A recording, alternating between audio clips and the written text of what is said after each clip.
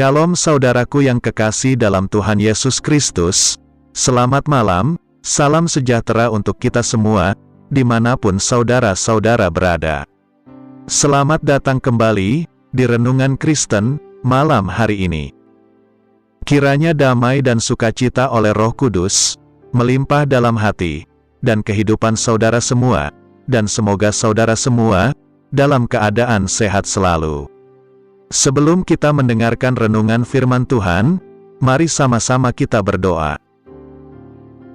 Bapa kami yang di sorga, Bapa yang baik dan penuh kasih sayang, Bapa di dalam nama Tuhan Yesus Kristus. Kami mengucap syukur Tuhan, oleh karena pertolongan-Mu di sepanjang hari ini, kami boleh dimampukan Tuhan, untuk melewati hari ini, melakukan tugas tanggung jawab kami, mengerjakan segala aktivitas kami, dengan pertolongan Tuhan. Terima kasih ya Tuhan, pada saat ini kami kembali akan merenungkan firman-Mu. Berbicaralah pada kami, urapi kami, jamah hati kami, supaya kami dapat mengerti akan maksud firman-Mu. Terima kasih Tuhan, dalam nama Tuhan Yesus Kristus, kami berdoa. Amin. Saudaraku, ayat renungan kita pada malam hari ini terdapat dalam kitab Roma pasal 1, ayat 18-32, yang berbunyi demikian. Sebab murka Allah nyata dari sorga, atas segala kefasikan dan kelaliman manusia, yang menindas kebenaran dengan kelaliman. Karena apa yang dapat mereka ketahui tentang Allah, nyata bagi mereka, sebab Allah telah menyatakannya kepada mereka.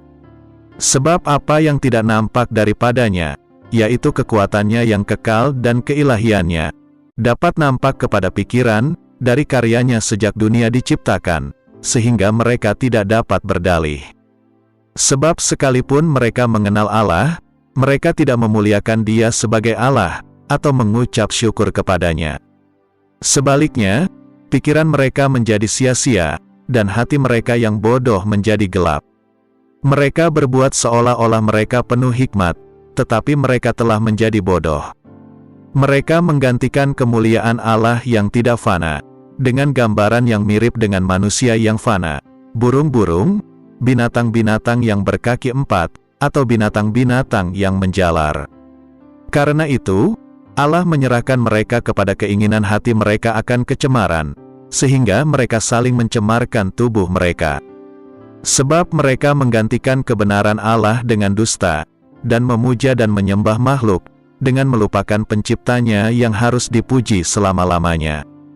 Amin. Karena itu, Allah menyerahkan mereka kepada hawa nafsu yang memalukan, sebab istri-istri mereka menggantikan persetubuhan yang wajar dengan yang tak wajar.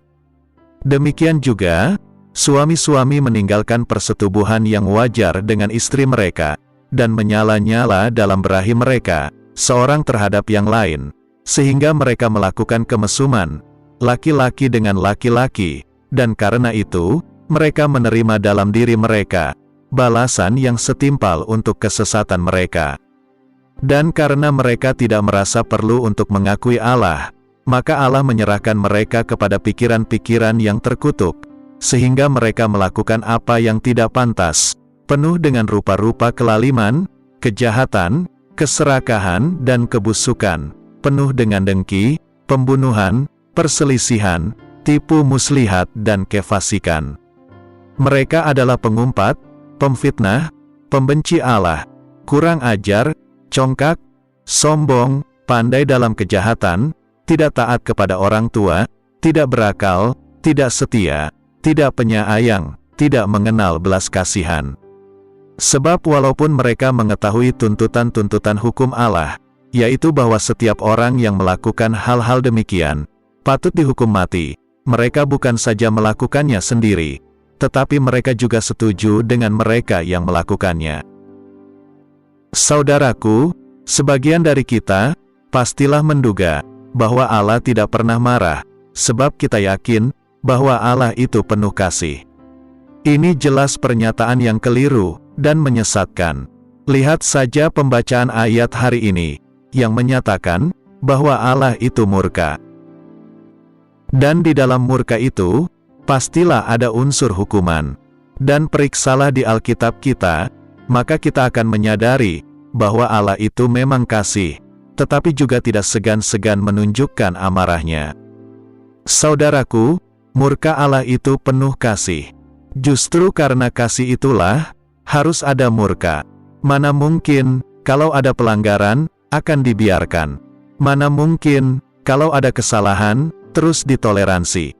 Murka Allah adalah salah satu atribut Allah, yang tidak bisa terlepas dari atribut Allah lainnya, yaitu kasih. Dan Daud memahami akan hal ini. Karena itulah, ia berkata dalam kitab Mazmur pasal 30, ayat 6, demikian. Sebab sesaat saja ia murka, tetapi seumur hidup, ia murah hati. Sepanjang malam ada tangisan, menjelang pagi, terdengar sorak-sorai. Daud mengerti benar, siapakah Allahnya itu. Dia adalah Allah yang murka, akan kejahatan dan kesewenang-wenangan, tetapi Allah yang sebenarnya mengasihi umat pilihannya.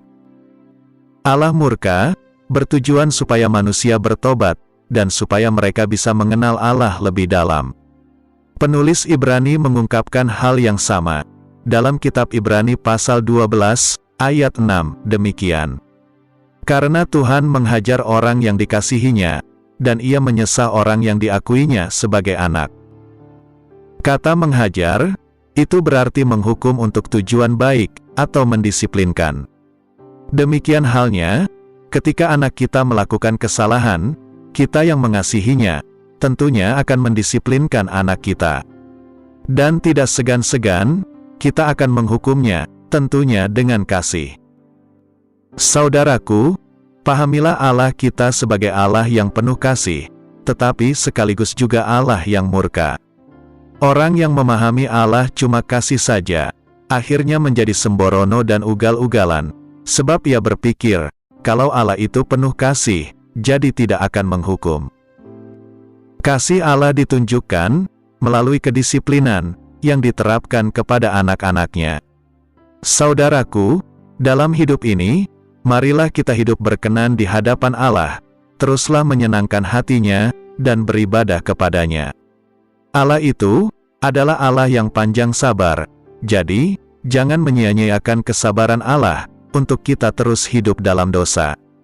Segeralah kembali kepada Allah, dalam pertobatan kita, karena Allah kita adalah kasih.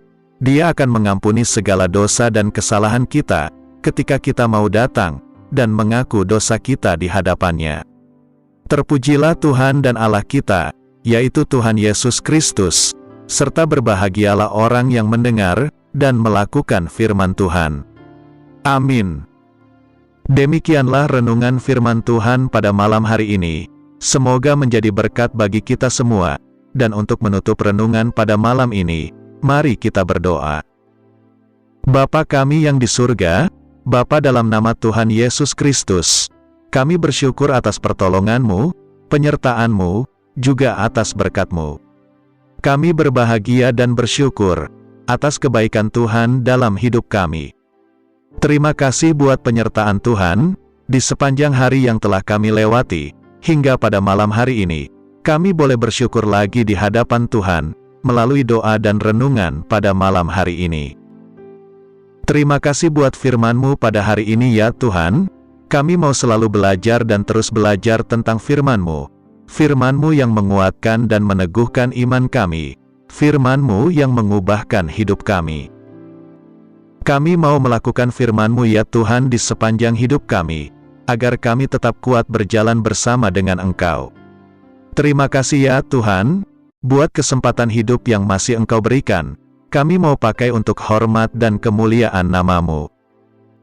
Kiranya Engkau terus memberkati kehidupan kami, keluarga kami, sanak saudara kami, daerah tempat tinggal kami, bangsa dan negara kami, pemerintah-pemerintah kami, biarlah semuanya dalam perlindungan-Mu ya Tuhan, dan jadilah sesuai kehendak-Mu yang terbaik dalam kehidupan kami.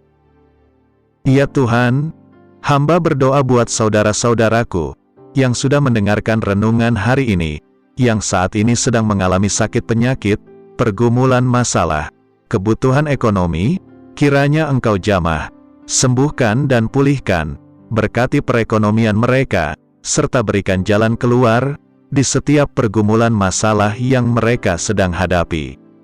Dan ajarlah kami ya Tuhan, untuk selalu berharap dan percaya sepenuhnya kepada Tuhan Yesus. Pada malam hari ini ya Tuhan, kami akan beristirahat dalam tidur kami. Kiranya Engkau sertai dan lindungi kami di sepanjang malam ini, sehingga kami boleh bangun besok pagi, dengan tubuh yang sehat, kuat, serta diberkati Tuhan. Terima kasih Tuhan, inilah yang menjadi doa dan permohonan kami. Dalam nama Tuhan Yesus, kami berdoa. Amin.